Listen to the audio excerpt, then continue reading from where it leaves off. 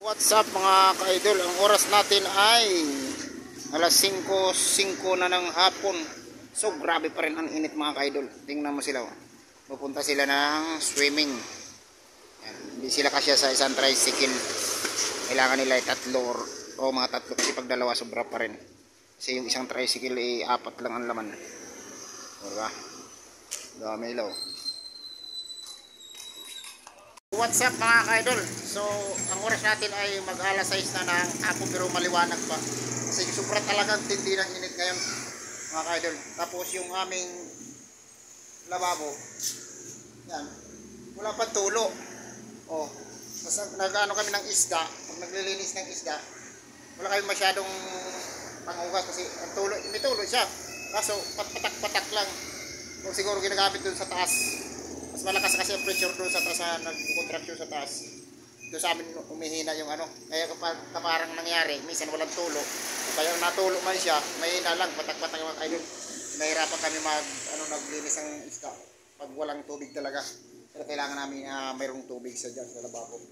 So, yun ang problema. Kaya hindi ko tinatapon tong tubig kasi mamaya, ang hugas na rin yan.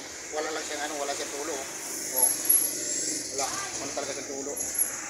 Kaya tayo natin mamaya na magkatulo para sakaling may bumili ng isda, pero tayong panghugas. Kung may bumili na ba't walang tubig, ang hirap talaga pag walang tubig.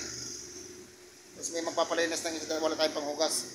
So yun lang mga ka-idol, ina-update ko lang yung kasi nasa tindahan ako ngayon. Kita natin sa labas, sobrang likabok. Uy! Oh, tabing kalasada mga ka-idol. Yun naman ang problema dito kasi pag nadaan yung malalaki sasakyan, ang alikabok, tangay niya na napunta dito sa paninda. Kaya pag pinta natin sa mga karne at baboy at manok, yun, napupunta yung alikabok buong kalsada. Kahit ispalto siya, nakakaroon ng alikabok sa araw-araw para na dumadaan at saka sobrang tindi ng init. So yan, grabe init talaga. Ikaw, Ate J, naliligo ka bago matulog. Nangyari talaga, hindi ka maligo. Malagkit naman, didikit yung pag hindi ka naghugas. Didikit sa higaan yung lagkit ng katawan mo. Diba? Maghapon ka ng trabaho, tapos hindi ka maligo. Kung sa bagay, pag nagkontraksyon ka talaga, hindi ka talaga pwede maligo sa hapon, no? Ito yung problema ngayon mga ka-idol, at sobrang talagang init. Talaga, ang ng tao ngayon mga ka-idol ay maligo kahit gabi. Yan ang pinakasiga dito. Barako siya. Alam mo galit, pero ganyan lang yung mga ka-idol, hindi siya galit.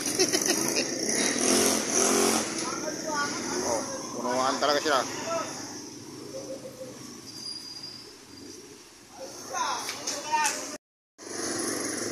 Saligwaya na siya kasi lahat sila papunta ng night swimming mga yan doon.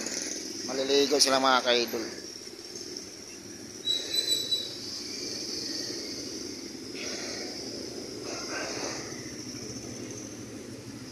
Hindi siya bumiyahe, kaya ngayon siya bantay dyan sa parada ng tricycle driver din mga yan.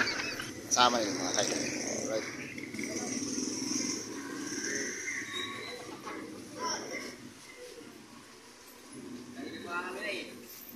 So sobrang nangantindi ng init ng panahon, tapos wala pa ngayon tulo at tubig. Napakahirap talaga sa tao yun. Kaya na nangyari dito sa amin walang tulo. Hindi pa kami naputulan kasi wala lang tulo talaga, kasi siguro sa dami gumagamit, hindi na kinaya ng busa na siguro ng stock yung tangke. Yan nga yung nangyari mga kaidol, walang tulo ay sa sobrang tindi ng init nito. Tapos wala pang tubig, kailangan ng tao ngayon ng tubig. Wala tayong magagawa kasi wala talagang walang tulo tiis na walang panghugas. Yun. Ayan ang nangyayari. Kuhit ka sa labas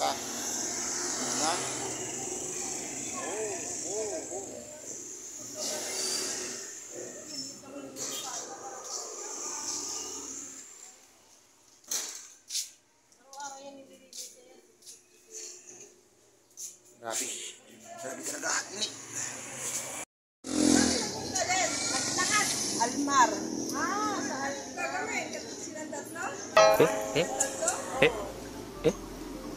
え